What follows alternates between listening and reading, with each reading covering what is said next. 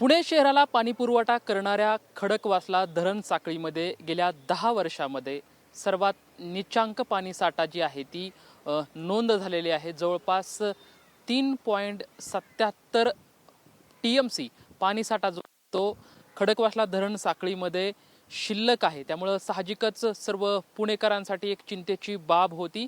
पुणे महानगरपालिकेकडून सुद्धा पुणे शहराला एक दिवसाआड पाणी पुरवठा करण्याचा निर्णय घेतला आणि तो लागू सुद्धा करण्यात आलेला आहे। मात्र आता गेल्या 24 तासामध्ये एक दिलासादायक बाब म्हणावी लागेल।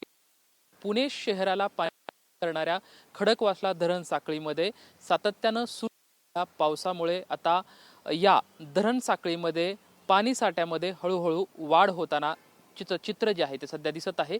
पुणे शहराला पाणी पुरवठा करणाऱ्या खडकवासला धरणावरती सध्या आपण आहोत आणि सध्या आपण खडकवासला धरणातल्या हे पाणी साठ्याचं आपण चित्र पाहत आहोत की आता हळूहळू या धरण साखळीमध्ये पाणी साठा जो आहे तो आता वाढत आहे। गेल्या 24 तासामध्ये सातत्यानं या धरण साखळीमध्ये होत असलेल्या पावसामुळे जवळपास 0.2 TMC पाणी साठा जो आहे तो सध्या वाढलेला आहे। असा सातत्यानं जर पाऊस सुरू राहिला तर एक पुणेकरांसाठी दिलासादायक बाब म्हणावी लागेल की पाण्यामध्ये वाढ होऊ शकते आणि याचाच परिणाम जो आहे तो पुणेकरांवरती जी टांगती तलवार आहे पाणी कपातीची ती कमी होऊ शकते, ती टळू शकते। त्यासाठी सध्या जे गेल्या 24 तासामध्ये जो पाणीसाठा वाढत आहे आणि पावसाचा सुद्धा धरण साखळीमध्ये जोर जो आहे तो वाढताना सध्याचे चित्र जे आहे ते आपल्याला या खडकवासला धरण साखळीमध्ये जे आहे ते आपल्याला दिसत आहे। आणि एकंदरीतच गेल्या 3 दिवसापासून पुणे शहर असेल किंवा शहराच्या परिसरामध्ये जोरदार पाऊस पडत आहे। धरण साखळीमध्ये सुद्धा अगदी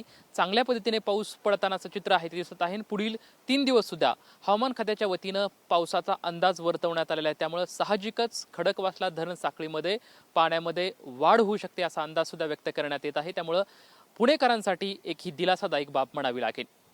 कॅमेरामॅन सुशांत राऊत सोबत लक्ष्मण जाधव, TV9 मराठी, खडकवासला।